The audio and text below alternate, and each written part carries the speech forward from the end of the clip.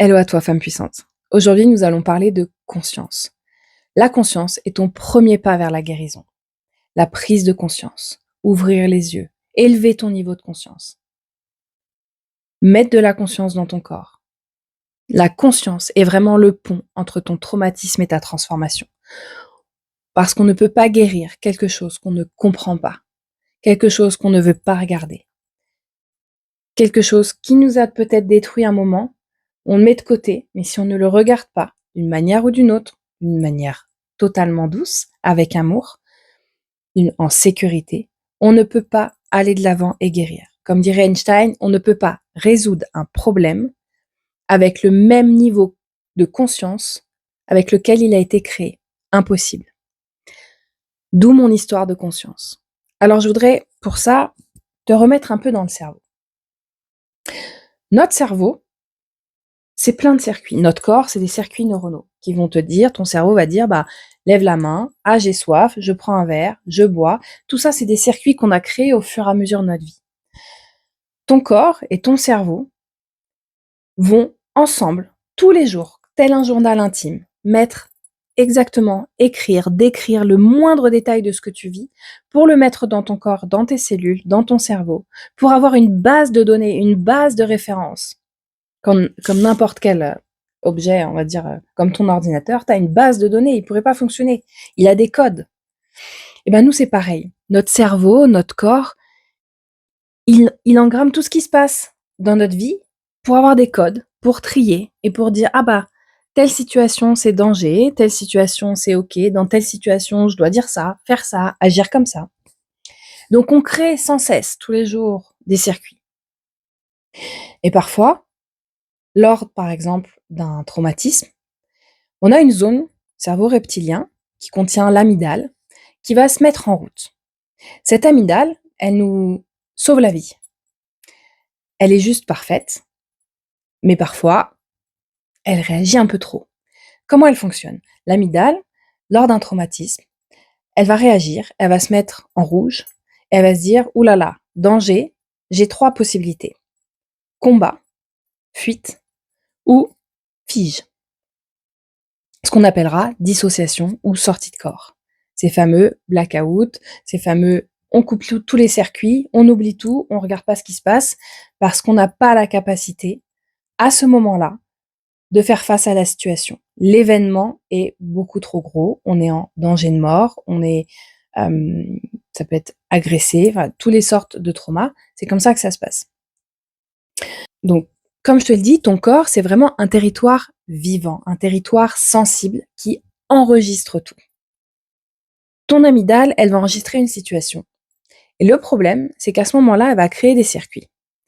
Et que tu vas continuer ta vie, bien qu'en ayant peut-être travaillé sur ton trauma, appris certaines choses, et un moment, une couleur, un geste, une personne, un habit, un endroit, un lieu, peu importe, va rappeler à ton amygdale ce moment-là. Et l'amygdale ne fait pas la différence entre le passé et le présent. Elle va revenir direct, elle va dire attention, danger de mort, attention, situation danger, je me fige, je combats ou je fuis. Et là, ça s'appelle les syndromes de stress post-traumatique aussi, c'est-à-dire que c'est indépendamment de toi, tu n'as pas du tout pensé à cette réaction, c'est absolument pas de ta faute, mais ton corps va réagir. Tu peux avoir une augmentation de la pulsation cardiaque, transpirer, tu peux avoir le corps qui peut trembler même, tu peux avoir envie de pleurer, de t'effondrer, ça peut vraiment être très traumatisant et très très très très intense. Et ça, c'est des circuits. Alors, imagine-toi, ton corps, ton cerveau, c'est comme ton téléphone. On a besoin de mise à jour. On a des applis, mais si on les met pas à jour, ça fonctionne plus au bout d'un moment. Prends conscience que ton cerveau, jusqu'à aujourd'hui, ton cerveau est là pour te permettre de survivre, pour te permettre de vivre. En aucun cas, notre corps va nous faire des choses pour nous mettre en danger ou nous tuer. C'est vraiment à l'opposé. Donc dis-toi que de toute façon, jusqu'à maintenant, ton cerveau a réagi de manière totalement normale, ton corps aussi, pour te permettre de survivre. Mais qu'il est peut-être temps, et si tu regardes cette vidéo, c'est peut-être un signe, il est peut-être temps de te mettre en route pour créer de nouveaux circuits. De dire merci à ton corps et à ton cerveau. Jusqu'à maintenant, ils ont fait ce qu'il fallait. Mais qu'il est peut-être temps de soulever certains capuchons et de venir mettre en lumière, mettre de la conscience sur ton histoire, mettre de la conscience sur un traumatisme, mettre de la conscience dans ton corps, dans une zone qui a été peut-être agressée, une zone qui est douloureuse, parce que c'est pareil, quand on a des fortes douleurs, le cerveau essaye de mettre une croix sur cette zone pour essayer de l'oublier, pour éviter d'avoir de la douleur. Donc c'est vraiment le principe de revenir. Ton cerveau fait tout ce qu'il peut pour te maintenir en vie, pour essayer que tu vives le mieux possible. Mais il est peut-être temps de venir recréer des nouveaux circuits, une nouvelle base de données, une nouvelle mise à jour de ton cerveau et de ton corps, pour que tu puisses vivre enfin, peut-être, sans douleur. Ton corps ne t'a jamais trahi, ne t'a pas trahi. Il a survécu comme il a pu jusqu'à maintenant. Alors pourquoi la conscience, c'est le remède ? Parce que la conscience, elle crée un espace entre un stimulus et la réaction. Et elle permet de revenir dans ton corps, au lieu de le quitter. Quand tu es présente à ton ressenti, quand tu es présente à tes émotions, tu reconnectes les bons circuits neuronaux. Et c'est comme, je te l'ai dit, faire une mise à jour de ton système nerveux. Et c'est une réelle rééducation de ton corps à la sécurité, au mouvement et au plaisir. Et c'est ça qui est hyper important. Je voudrais que tu prennes conscience de cette phrase. C'est une rééducation. Vraiment, tu rééduques ton corps à la sécurité, au mouvement et au plaisir. Tu vas lui redonner les bons codes. La mise à jour d'aujourd'hui. Que aujourd'hui, tu peux être en sécurité. Que aujourd'hui, tu peux te mettre en mouvement. Aujourd'hui, tu peux ressentir du plaisir à la place de la douleur. Qu'est-ce que ça te fait d'entendre ça ? Parce que c'est là que la guérison va commencer.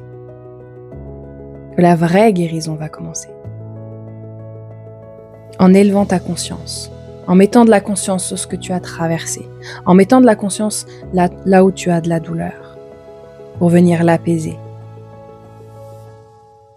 En respirant.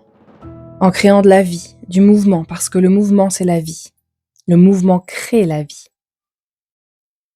Et c'est ça que je veux te transmettre aujourd'hui. L'importance de la conscience dans la guérison. Avec amour, avec patience. En étant OK que ça ne va pas être facile. En étant OK que c'est pas simple. Ça peut être douloureux. Mais on peut prendre le temps. On peut accompagner d'une certaine manière. On peut mettre de la douceur. Pour recréer ces schémas. Sans cesse. Les bons schémas. Pour que tu puisses te libérer. Vivre, être épanoui. Peut-être avoir une sexualité beaucoup plus épanouie. Sans douleur. Sans tabou. Sans honte. Parce que bien évidemment, je te raconte pas, mais quand on s'attaque à la zone d'intimité, la zone la plus taboue, la plus mutilée, la plus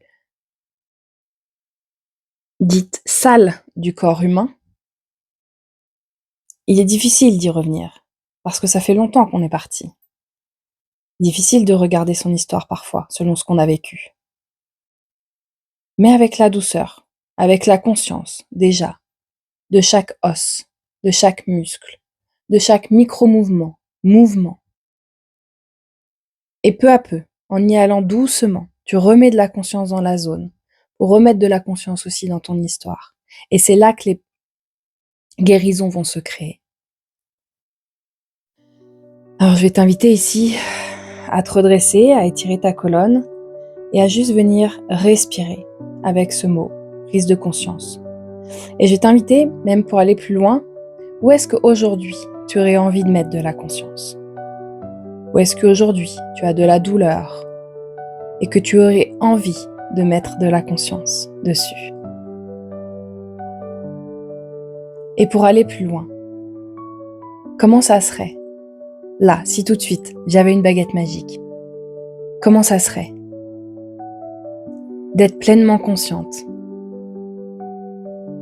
Comment ça serait d'avoir une toi, libérée, qui respire, qui bouge? Respire. Invite l'air à venir à l'intérieur de toi, à se placer là où tu souhaites mettre de la conscience, dans les moindres cellules, dans les moindres recoins. Et peut-être que tu as envie de faire du mouvement, parce que la conscience, elle amène aussi le mouvement. Et le mouvement amène la vie. Et c'est ainsi qu'on recrée les circuits. Alors, si tu veux guérir, tu dois revenir habiter ton corps.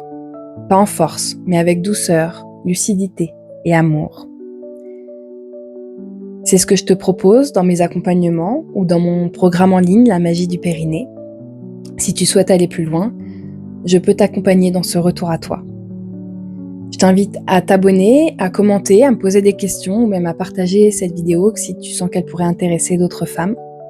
En attendant, ton corps n'est pas ton ennemi, c'est juste ton témoin et ton allié.